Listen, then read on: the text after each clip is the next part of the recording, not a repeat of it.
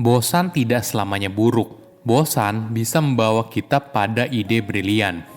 Halo semuanya, nama saya Michael. Selamat datang di channel saya, Sikutu Buku. Kali ini saya akan membahas kalau menjadi bosan bisa mengarahkan kamu kepada ide brilian. Ini merupakan rangkuman dari video TED Talk Manos Zamorodi yang berjudul How Boredom Can Lead to Your Most Brilliant Ideas dan diolah dari berbagai sumber. Sebelum kita mulai, buat kalian yang mau support channel ini agar terus berkarya, caranya gampang banget. Kalian cukup klik subscribe dan nyalakan loncengnya. Dukungan kalian membantu banget supaya kita bisa rutin posting dan bersama-sama belajar di channel ini. Selama ini kita percaya kalau melamun itu harus dihindari. Banyak buku pengembangan diri mengajarkan kita caranya untuk fokus. Ketika kita tidak berhasil mencapai hasil yang kita harapkan, kita merasa kalau kita kurang bekerja keras atau kurang fokus. Hal ini membuat kita punya pemikiran kalau fokus adalah hal baik, sedangkan melamun sebagai hal buruk. Kita menjadi merasa bersalah ketika menghabiskan banyak waktu tidak melakukan apa-apa. Tapi pola pikir ini secara fundamental bermasalah. Orang sukses tidak datang dengan sebuah ide cemerlang hanya ketika mereka fokus. Mereka bisa sukses karena mereka punya waktu untuk tidak berkonsentrasi dan melakukan banyak aktivitas lainnya seperti bermain golf. Dampaknya, mereka jadi bisa berpikir lebih kreatif. Mereka mengembangkan keahlian untuk berpikir inovatif dari sebuah masalah dengan menghubungkan satu titik dengan titik lainnya. Sebagai contoh, Dwight Eisenhower merupakan presiden yang paling sering bermain golf dalam sejarah Presiden Amerika Serikat. Namun di sisi lain, dia juga dianggap sebagai salah satu presiden terhebat. Manos bercerita pengalamannya sendiri. Sebelum menjadi seorang ibu, dia merupakan seorang jurnalis yang meliput perang, kecelakaan, dan sebagainya. Namun ketika bayinya lahir, Manos fokus mengurus buah hatinya. Perubahan hidup ini membuatnya bosan, hingga suatu hari ketika dia mendorong stroller, pikirannya mulai mengembara. Manos mulai berkhayal apa yang akan dia lakukan setelah ini. Tentu saja tidak mungkin dong dirinya menjadi jurnalis lapangan dengan tugas yang berat, di sisi lain juga fokus mengurus bayinya. Di momen itu, dia punya ide yang kemudian menjadi karir impiannya, yaitu menjadi host dalam sebuah acara radio publik. Ini merupakan tanggung jawab yang besar. Bagaimana memastikan acaranya bisa sukses dan didengar banyak orang? Manos mulai mencari inspirasi, tapi dia tidak bisa menghasilkan apapun. Hal ini membuat dirinya berpikir, kapan terakhir kali dia punya ide yang cemerlang? Momen itu adalah saat dia mendorong stroller di taman sambil pikirannya pergi mengembara. Manos juga baru sadar selama ini hidupnya telah dipenuhi dengan waktu bermain handphone.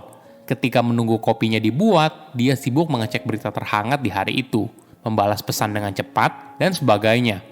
Ponsel membuat dirinya tidak pernah bosan. Hal ini lalu membuat dirinya bertanya, apa yang terjadi ketika kita tidak pernah bosan?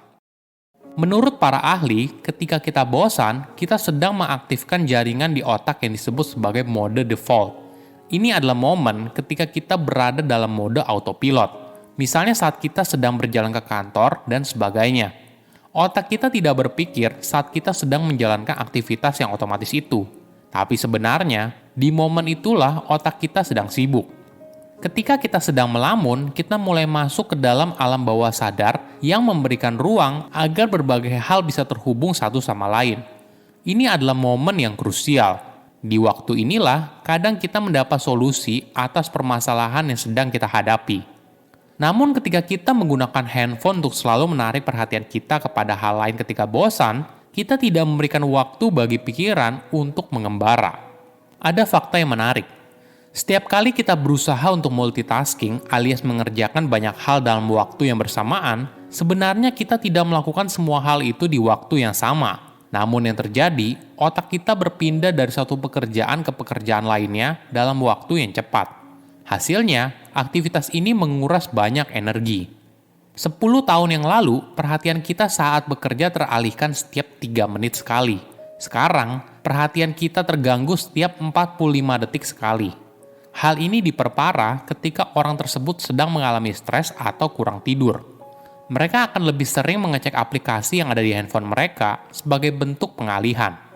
Ini adalah lingkaran kebiasaan yang berbahaya. Jadi, ketika kamu mengecek ponselmu lagi, ingatlah kalau keputusannya ada di kamu. Tentukan dulu apa yang kamu inginkan apabila membuka ponsel. Apabila untuk cek email, ya cek email saja, lalu selesai. Tapi ketika kamu memilih buka ponsel hanya untuk lari dari pekerjaan yang kamu lakukan sekarang, cobalah ambil waktu berhenti sejenak, lihat ke jendela, dan di momen itulah kamu sebenarnya berada dalam periode paling produktif.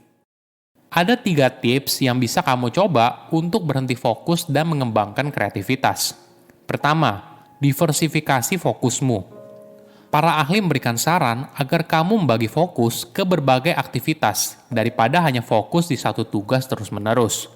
Untuk mendapatkan perspektif yang baru, kita perlu melepaskan diri dari pekerjaan tersebut.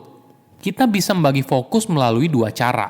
Pekerjaan yang tidak perlu berpikir disebut sebagai mindless task atau merasakan berbagai pengalaman yang berbeda. Coba bagi waktu dengan memasukkan periode 15 menit aktivitas yang tidak butuh fokus secara mendalam. Misalnya mandi, berjalan cepat tanpa melihat ponsel, peregangan, dan sebagainya. Periode ini akan memberikan waktu bagi otakmu untuk kembali segar dan bisa lebih kreatif dalam menghubungkan berbagai ide. Kondisi ini tidak akan terwujud apabila kamu terlalu fokus di satu masalah terus-menerus. Alternatif kedua yaitu merasakan pengalaman yang baru. Sebagai contoh, mahasiswa yang menghabiskan 1 semester belajar di luar negeri, ternyata kreativitas mereka meningkat. Kenapa begitu? Pengalaman baru mendisrupsi cara hidup kita seperti biasa dan menunjukkan kita perspektif lain, sehingga kita menjadi lebih fleksibel dan kreatif. Kedua, luangkan waktu dalam keheningan. Hidup di era modern boleh dibilang sangat sibuk.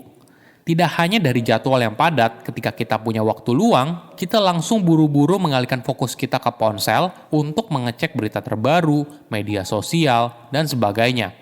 Cobalah untuk berhenti sejenak dan nikmati keheningan. Daripada sibuk melakukan sesuatu, cobalah untuk tidak melakukan apapun. Riset membuktikan ketika seorang berada dalam keheningan, hal ini membantu orang tersebut untuk mengakses kreativitas di dalam dirinya. Ada sebuah perumpamaan yang menarik. Ketika kamu berada terlalu dekat dengan lukisan, kamu tidak bisa menikmati lukisan itu sepenuhnya. Inilah yang harus kita sadari. Ketika kita terlalu sibuk dengan hidup yang kita jalani, kita lupa caranya untuk diam dan tidak melakukan apa-apa. Ketiga, kembalikan kesenangan dalam hidup.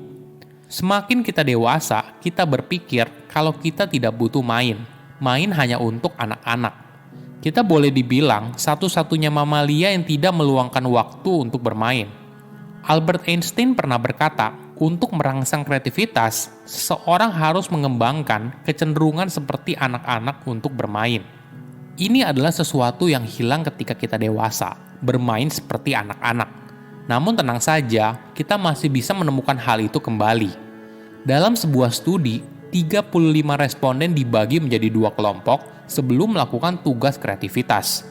Dalam satu kelompok, mereka disuruh membayangkan bahwa sekolah diliburkan dan menuliskan daftar hal apa saja yang akan mereka lakukan di hari itu. Di kelompok lain, peserta diberikan instruksi yang sama tetapi diminta untuk membayangkan kalau mereka berusia 7 tahun. Kelompok yang terakhir menjawab dengan contoh yang jauh lebih kreatif. Studi ini menunjukkan potensi kreatif kita tidak terkubur seperti apa yang kita pikirkan. Kamu hanya butuh imajinasi. Jangan merasa bersalah ketika tidak melakukan apa-apa. Mungkin saja ide brilian bisa muncul ketika kamu berada di momen tersebut.